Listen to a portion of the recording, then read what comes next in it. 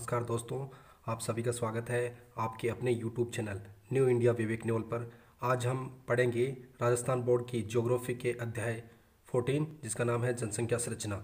जानते हैं इसमें कौन कौन से महत्वपूर्ण प्रश्न हैं जो बोर्ड के पेपर में बन सकते हैं। तो सबसे पहले प्रश्न बनता है ग्रामीण शहरी जनसंख्या। तो ग्रामीण शहरी जनसंख्या के बारे में जानें कि गांव में लोग कितने रहते हैं, शहरों में कितने लोग रहते हैं। तो भारत की जो जनगणना हुई थी अंतिम 2011, उसके अनुसार ग्रामीण जनसंख्या है वो सबसे ज़्यादा भारत में हिमाचल प्रदेश राज्य में है।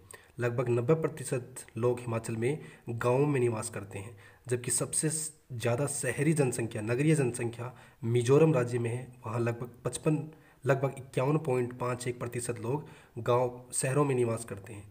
अब आपसे पूछे कि सबसे अधिक शहरी लोग कहाँ पर निवास करते हैं, तो मिजोरम में। तो सबसे कम ग्रामीण लोग कहाँ निवास करते हैं, मिजोरम में। तो ग्रामीण सबसे ज़्यादा जहाँ निवास करते हैं वहीं शहरी सबसे कम होंगे। तो जानते हैं 2011 के अनुसार भारत की ग्रामीण जनसंख्या कितनी थी, लगभग 68.80%। 68.80% भारत की जनसंख्या ग्रामीण थी, जबकि अब 100 में से घटा देंगे तो 31.20 जनसंख्या कहाँ निवास करती थी, नगरों में। तो आप एक को याद रखें, ग्रामीण जनसंख्या 68.80, उसको 100 में से घटा दें तो कितना आता है, 31.20, वो नगर की हो जाएगी। अब बात करें 51 में, तब लगभग भारत में 82% जनसंख्या है वो गाँव में निवास करती थी। ये घटकर 68.80 पर आ गई है। तो इसके क्या मायने हैं, इसका तात्पर्य ये हुआ कि ग्रामीण क्षेत्रों की जनसंख्या घट रही है जबकि शहरी क्षेत्रों की जनसंख्या बढ़ रही है।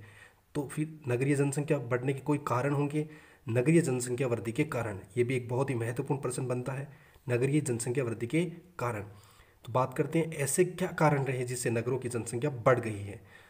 ग्रामीण क्षेत्रों में रोजगार का अभाव, सबसे महत्वपूर्ण बात यही कि गांव की जो ग्रामीण क्षेत्र हैं वहाँ पर रोजगार का अभाव हो गया है, इसलिए लोग शहरों की ओर पलायन कर रहे हैं।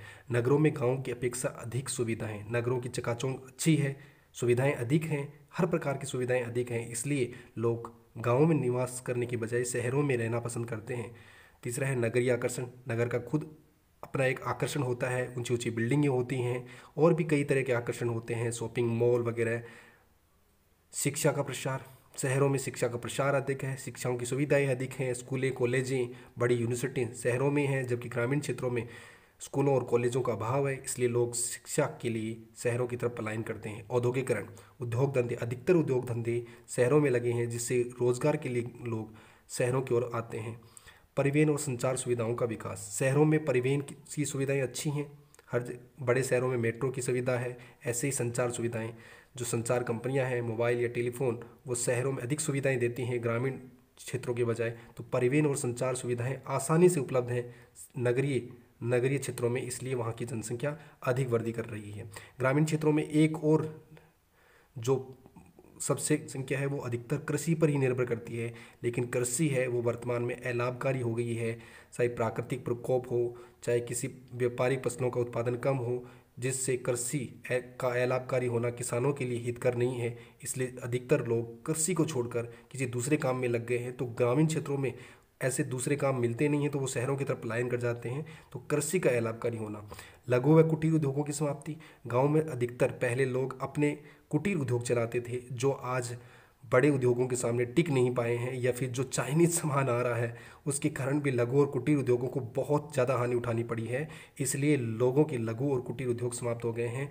तो ये भी एक बड़ा कारण है नगरों की जनसंख्या बढ़ने का।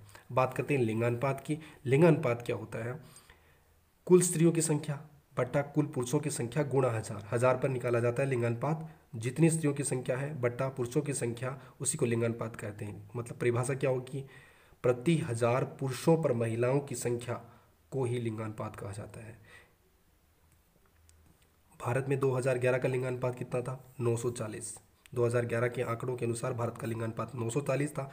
भारत में सबसे अधिक किस राज्य का था, केरल का लिंगानुपात 1084, अर्थात 1000 पुरुषों पर वहाँ महिलाओं की संख्या 1084, मतलब 84 अधिक महिलाएं थी 1000 पुरुषों की अपेक्षा। सबसे कम लिंगानुपात हरियाणा राज्य का लिंगानुपात 877, मतलब लगभग 123 महिलाएं 1000 पुरुषों पर कम थी।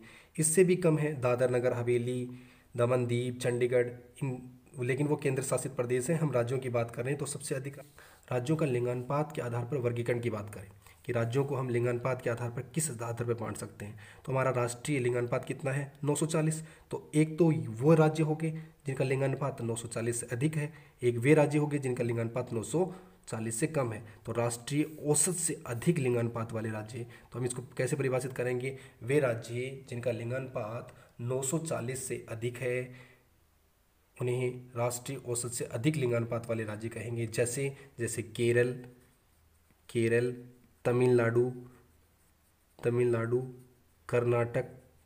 कर्नाटक और दक्षिण भारत के जो और राज्य हैं उनको आप यहाँ लिख सकते हैं, क्योंकि दक्षिण भारत में शिक्षा अधिक है तो वहाँ पर लिंगानुपात भी अधिक है। राष्ट्रीय औसत से कम लिंगानुपात, वे राज्य हैं जिनका लिंगानुपात 940 से कम है, राष्ट्रीय औसत से कम लिंगानुपात वाले राज्य कहलाएंगे। जैसे आपको पता ही है, हरियाणा हो गया, अपना राजस्थान हो गया, राजस्थान खुद है, और भी जो जम्मू कश्मीर है, आप केंद्र शासित प्रदेश अधिकतर जो उत्तर भारत के केंद्र शासित प्रदेश हैं, जम्मू कश्मीर है, सिक्किम है, दादर नगर हवेली है, दमन दीप है, इन सभी में राष्ट्रीय औसत से कम लिंगानुपात है। बात करते हैं भारत में लिंगानुपात कम होने के कारण क्या है, ये लिंगानुपात कम होने के क्या कारण होते हैं। क्योंकि यदि आप साइंस के हिसाब से देखें तो बालक और बालिका पैदा होने का जो रेशियो है वो 1:1 ही होता है, तो फिर ये लिंगानुपात कम क्यों। बालिकाओं की अपेक्षा बालकों को प्राथमिकता देना, हमारा समाज बालिकाओं की अपेक्षा बालकों को अधिक प्राथमिकता देता है, तो महत्वपूर्ण कारण ये है। बाल विवाह के कारण प्रसव काल में होती है, छोटी उम्र में लड़कियों की शादी कर दी जाती है, जिससे प्रसव पीड़ा में उनकी मृत्यु हो जाती है, उससे भी स्त्रियों की संख्या कम हो जाती है। स्त्रियों की आर्थिक प्रधानता, स्त्रियों को काम करने की आज़ादी अधिक नहीं है, इसलिए वो अपने निर्णय खुद नहीं ले पाती, इसलिए ऐसा होता है। बालिका शिक्षा का अभाव है। बात करें राजस्थान जैसे राज्यों में भी महिला शिक्षा है वो मात्र 50% के करीब है, ये भी एक बहुत बड़ा कारण है। बढ़ता नगरीकरण, नगरों में जनसंख्या बढ़ने